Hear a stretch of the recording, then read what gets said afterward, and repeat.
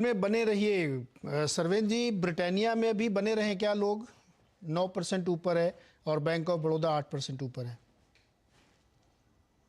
देखिए, ब्रिटानिया तो बिल्कुल बढ़िया सेटअप है अभी फिलहाल, और अभी नया नया ताज़ा ताज़ा ब्रेकआउट है, तो जिनके पास है वो डेफिनेटली ट्रेड में बने रहे। नए रिस्क रिवॉर्ड तो नहीं निकलेंगे, बट जिनके पास है वो आई थिंक ट्रेड में बने रहे। और अब तो इसके लिए एक साइकोलॉजिकल एक मार्क हो गया 4000, जो कि इसने रिक्लेम कर लिया है, तो वो इसके लिए एक अच्छा इमीडिएट सपोर्ट तो वही बन के आ रहा है। सो 3900 से लेके 4000, ये इसके लिए इमीडिएट सपोर्ट्स रहेंगे। 3900 के आसपास उसका वो आज का जो गैप एरिया है वो भी आ रहा है, अपर एंड ऑफ दैट गैप। तो आई थिंक ट्रेड में मेरे हिसाब से बने रहना चाहिए। और जहां तक रही बैंक ऑफ बड़ौदा की बात, आई थिंक यहाँ पे भी आई थिंक पीएसयू बैंकिंग में एक अच्छा गैप अप तो है, बट ऊपर से इसने थोड़ा सा गिव अप कर दिया है। तो मेरा थॉट यहाँ पे ये है कि इसको एक दो दिन वॉच कर लें और फिर बैंक ऑफ बड़ौदा में कोई स्ट्रॉन्ग राय बनाए। फिलहाल रिजल्ट्स को एक दो दिन डाइजेस्ट हो जाने देते।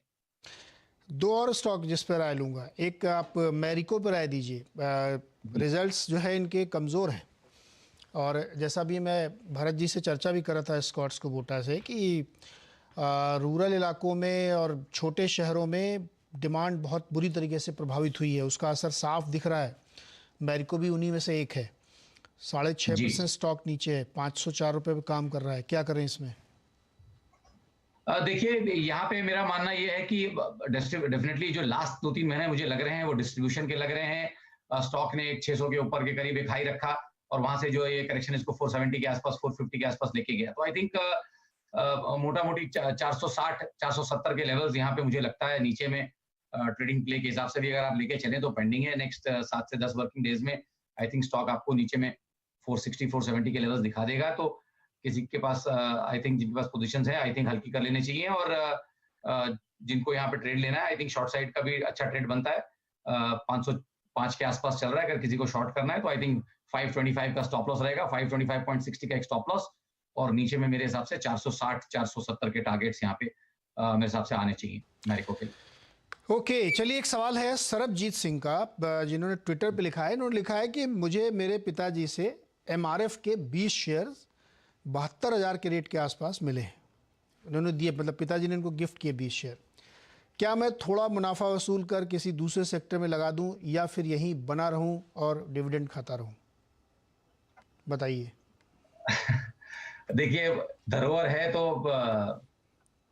आई थिंक यहाँ पे मैं तो बोलूंगा कि ट्रेड में बने रहें। फिलहाल प्रॉफिट में है तो ट्रेलिंग स्टॉप लॉस का इस्तेमाल करें और ट्रेड में बने रहें। आई थिंक जो अभी इमीडिएटली मुझे यहाँ पे दायरे दिख रहे हैं इंपॉर्टेंट, वो जो इसके पीछे की रेंज रही 84,000 के आसपास, 84-85,000 के आसपास अच्छा कंसोलिडेट हुआ था। तो आई थिंक अगर चाहें तो थोड़ा ट्रेलिंग स्टॉप लॉस लगाना पड़ेगा इनको, और थोड़ा मार्जिन भी देना पड़ेगा, क्योंकि लाइट ट्रेडेड स्टॉक है, बहुत ज्यादा लिक्विड स्टॉक नहीं है कि आप इसको रोज रोज ट्रेड करेंगे। तो आई थिंक 84,000 के आसपास कहीं एक ट्रेलिंग स्टॉप लॉस लगा लें, एक तो वो इनके लिए राय है। और नहीं तो अगर थोड़ा मुनाफा बांधना चाहें तो डेफिनेटली थोड़ा पैसा ऑफ द टेबल लेने में भी कोई हर्जा नहीं।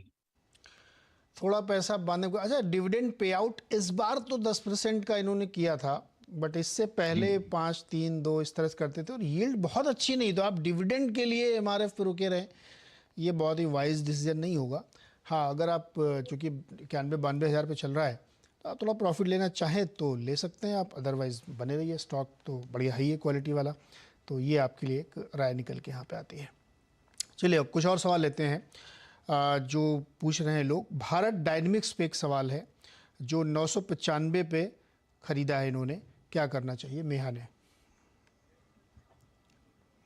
नहीं, आई थिंक एक शॉर्ट टर्म स्विंग टॉप्स के आसपास इन्होंने लिया है, तो अब यहाँ से डेफिनेटली स्टॉक अच्छा है, बट रिस्की एरिया में इन्होंने लिया है। यहाँ से इसमें एक जो रिस्क ऑफ अ करेक्शन हम बोलते हैं वो कहीं यहाँ पे है। तो अगर अभी ताज़ा ताज़ा लिया है और अब बहुत ज़्यादा रुझान नहीं है इसमें लॉन्ग टर्म का, तो आई थिंक मेरे हिसाब से तो यहाँ पे निकल जाना चाहिए। 1030 1040 के ऊपर अगर कुछ जाके टिका तब जाके बात बनेगी, बट फिलहाल मेरे हिसाब से थोड़ा रिस्की एरिया में इन्होंने लिया है, तो मेरे हिसाब से निकल जाना चाहिए। भारत डायनेमिक्स से मेहा जी निकल जाना चाहिए। वेदांत 7.5% करेक्ट है, आज 24 रुपये नीचे आ गया है। चला भी था अच्छा ये शुक्रवार को, वो चली थी खबर कि ज़ीरो कोविड हो जाएगा, डिमांड डिवाइड। तो मेटल आजकल बहुत ज़्यादा वॉलेटाइल है। क्या करना चाहिए वेदांता में? 7% नीचे है, 7.5%।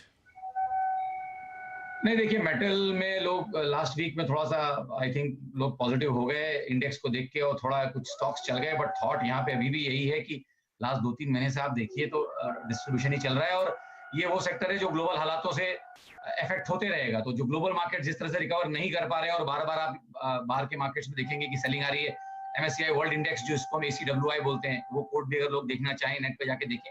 आई थिंक जिसमें वर्ल्ड के ऑलमोस्ट सारे इंडाइसेस हैं, वो इंडेक्स भी चल नहीं पा रहा, उछाल में तुरंत सेलिंग आ जा रही है। तो आई थिंक ये एक सेक्टर है, जब तक ग्लोबल बॉटम आउट नहीं हो जाता और हमें नहीं लगता कि स्ट्रॉन्ग ग्लोबल बॉटम कहीं बन गया है, तब तक आई थिंक ये ट्रेडिंग का सेक्टर रहेगा और रुझान हल्का सा बायस हल्का नेगेटिव रहेगा कि उछालों में सेलिंग आती रहेगी और एक आध स्टॉक को आप छोड़ दीजिए जो भाग रहे हैं, बट ओवरऑल सेक्टर में आप देखेंगे कि थोड़ी प्रॉफिट टेकिंग आती रहेगी। तो यहाँ पे मेरा थॉट यही है कि वेदांता में कि अभी ये पुल बैक के बाद इसका नीचे में 255 260 का आई थिंक एक ट्रेडिंग टारगेट तो मुझे लगता है जो आ जाएगा। तो अगर किसी के पास है तो आई थिंक पोजीशंस हल्की कर लेनी चाहिए। ओके, एक सवाल लेते हैं फटाफट संतोष के साथ, जो पुणे से हमारे साथ जुड़े। संतोष जी नमस्कार, सवाल पूछिए। हेलो सर, मैं संतोष बात कर रहा हूँ पुणे। एक्चुअली मेरे पास एक RVNL के 2000 शेयर है, तो मैं अपने उसको एक 5-5.5 साल पहले मैंने लिए थे। कब लिए थे आपने? 5.5 साल पहले, 5.5 साल पहले। ओके, लॉकडाउन से पहले, बिफोर 5 ईयर। अच्छा सर्वेंद्र, RVNL देखिए 35 रुपए पे लिए थे इन्होंने और 50 रुपए 51 रुपए पे चल रहा है इस समय जी। क्या सजेशन है? नहीं देखिए, जो रेल स्टॉक्स हैं आई थिंक थोड़ा मोमेंटम है यहाँ पे और जिस तरह से अभी लास्ट 3-4 दिन का मूवमेंट है अच्छा है। आई थिंक फटाफट इनको लास्ट 3 दिन में काफी दिन से ये ट्रेड लेके बैठे होंगे, बट जो इनके पैसे बनने शुरू हुए हैं वो लास्ट 4-5 दिन में हैं। तो अब जब आ गए हैं ट्रेड में और लास्ट 4-5 दिन से रुझान अच्छा है, तो आई थिंक इतना मेहनत की है, इतने साल होल्ड किया है, तो आई थिंक थोड़ा इसको बना के रखें। एटलीस्ट कोशिश करें कि 11-12 के करीब इनका रिटर्न कैगर टाइप का एक छूटे।